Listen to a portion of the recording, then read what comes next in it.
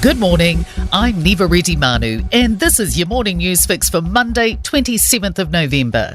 In this update, today's the day incoming Prime Minister Christopher Luxon becomes Prime Minister Christopher Luxon. He and his soon-to-be cabinet will this morning officially receive their ministerial warrants from the Governor-General.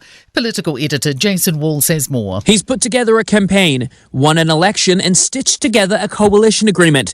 Now it's time for Luxon to take the final step before officially moving into the 9th floor.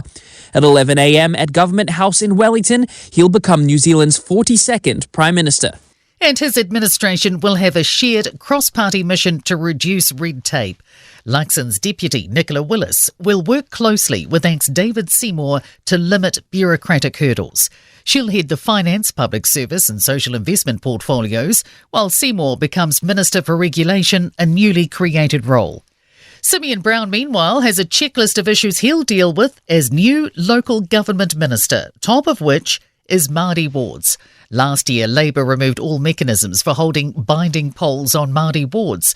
Brown says a new government will repeal this. And we're going to require councils to have a referendum to confirm whether those wards can stay. So we're reversing to what the policy was prior to Labour changing it in the last term.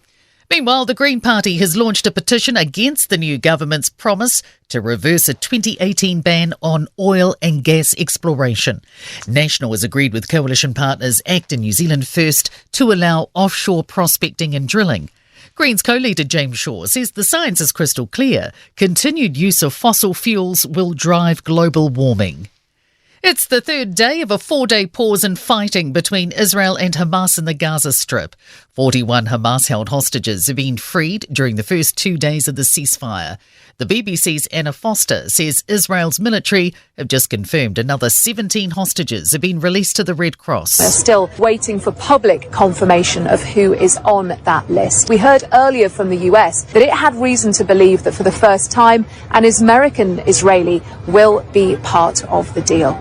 Medical students are struggling to make ends meet, with the Trainee Intern grant unchanged for close to 2 decades.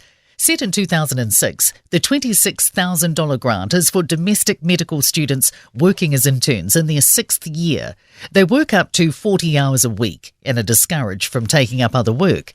Medical Students Association President Indira Fernando says it also means they're no longer eligible for a student allowance. We've seen an uptick in students coming to us saying, I don't think I can afford to finish this degree, and that's really concerning.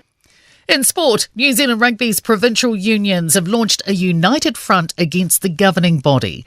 They've signed a document acknowledging the results of an independent review which found the sport's governance structure unfit for purpose. Red Bull's triple world champion Max Verstappen has finished the Formula One season with a record-extending 19th win in 22 races at Abu Dhabi.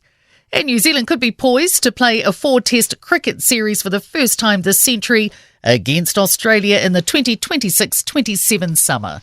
I'm Neva Manu. That's your latest news fix. We'll be back with the next update at midday from the Newstalk ZB newsroom.